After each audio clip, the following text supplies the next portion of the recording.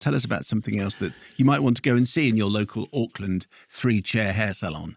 The Taste of Things, a.k.a. The Passion of Dodin Buffon, a.k.a. The Pot à Feu.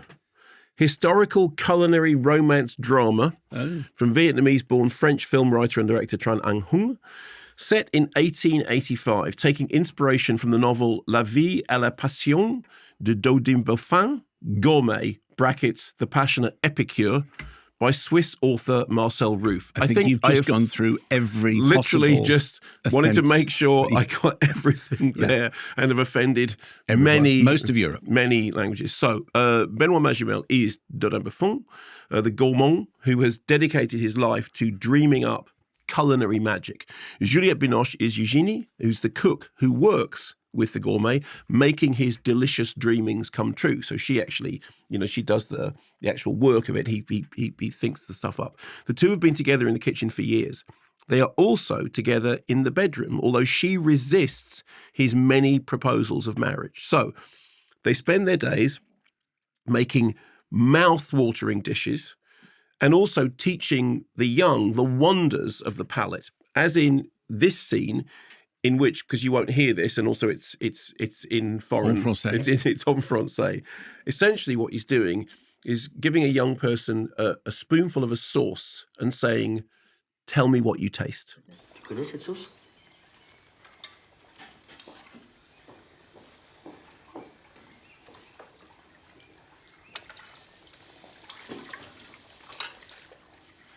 Non. Tu saurais me dire ce qu'il y a dedans?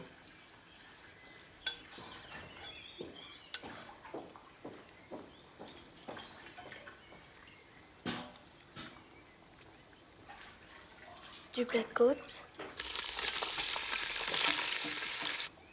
du lard fumé, des poivrons rouges, des champignons.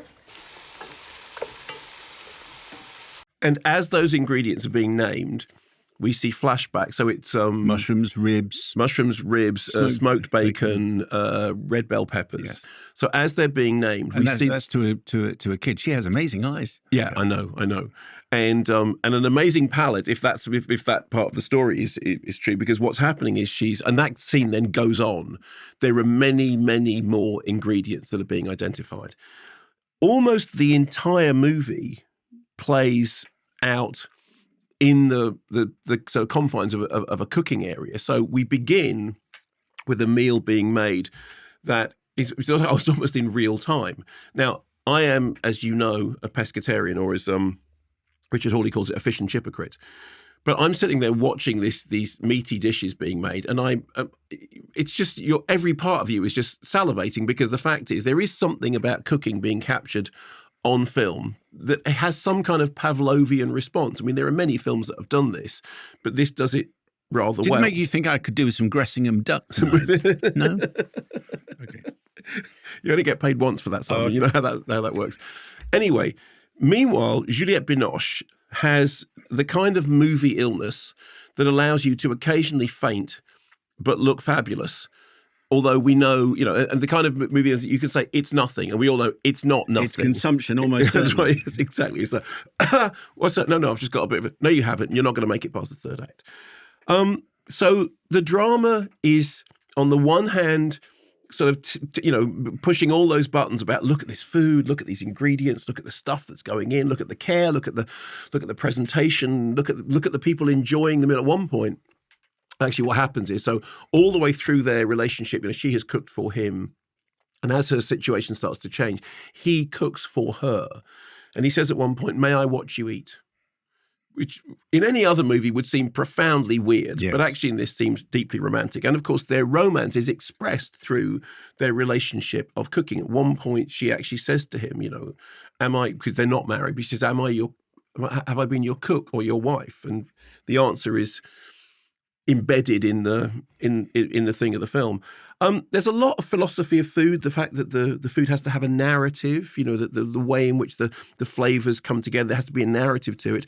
And I'm watching it thinking, yeah, that's all great. Although, I don't, I will literally do like, a bit of fish, bit of vegetable, bit of sauce, bang, but it's like wine tasting, when I like a glass of wine, but I'm never going to be somebody who can, have a sip of something and say, oh yes, I'm getting top notes of Albany and I'm getting wheelbarrows of elephant dung or whatever else it is. That's always what I look for. That's always what you look for. In a glass of Sav.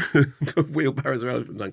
But, I thought it was fun. It was France's entry for the Oscars. It was shortlisted, which is not a surprise. It is... I say this, my dad would have loved it. My dad would have absolutely loved it because it's about romance expressed through food.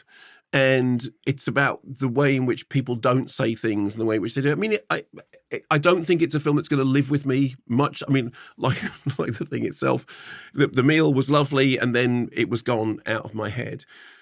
But it was done with a relish. And it is poignant, and you do get to like and know the characters. And I mean, I love Juliette Binoche in absolutely everything anyway. Were there any slimy sea cucumbers in there? There was no slimy. Slimy. Incidentally, I got a text from Jay Rayner after last week's show went out. He went, update, it is worse than Surströmming. Oh, so he's tried Surströmming as well? Yeah. He said it is worse. Wow. So that's the absolute definitive thing. Okay, that's it. Slimy, salt roasted. No, I don't think roasted. No, but it was salted. Something. It was salt fermented sea cucumber is worse. We've got some in take 2. There's some stuff which is taking it a little stage further, which might turn your stomach. But anyway, so yes, as my punchline now that you're going.